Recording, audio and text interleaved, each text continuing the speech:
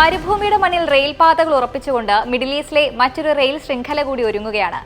UAE ഒമാനുമായി ബന്ധിപ്പിക്കുന്ന railway network Hafeet rail.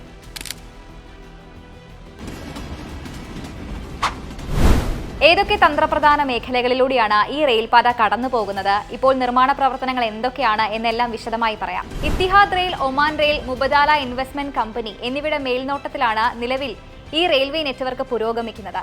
40% നിർമ്മാണ പ്രവർത്തികളാണ് ഇപ്പോൾ പുരോഗമിച്ചുകൊണ്ടിരിക്കുന്നത്. അത്രത്തോളം പൂർത്തിയായിട്ടുണ്ട്. 238 കിലോമീറ്റർ ദൈർഘ്യമുള്ള പാതയിൽ അലൈൻ, ബുറൈമി, വാദി അൽജീസി, സൊഹാർ എന്നിവയുൾപ്പെടെ തന്ത്രപ്രധാന പ്രദേശങ്ങളിൽ നിർമ്മാണ പ്രവർത്തനങ്ങൾ അതിവേഗം പുരോഗമിക്കുകയാണ്. പദ്ധതി യാഥാർത്ഥ്യമാകുന്നതോടെ ഇരു രാജ്യങ്ങൾക്കിടയിലെ ഗതാഗതം സുഗമമാകും, വ്യാപാരത്തെ പിന്തുണയ്ക്കാനാകും, വിതരണ ശൃംഖലകളെയും സഹായിക്കും.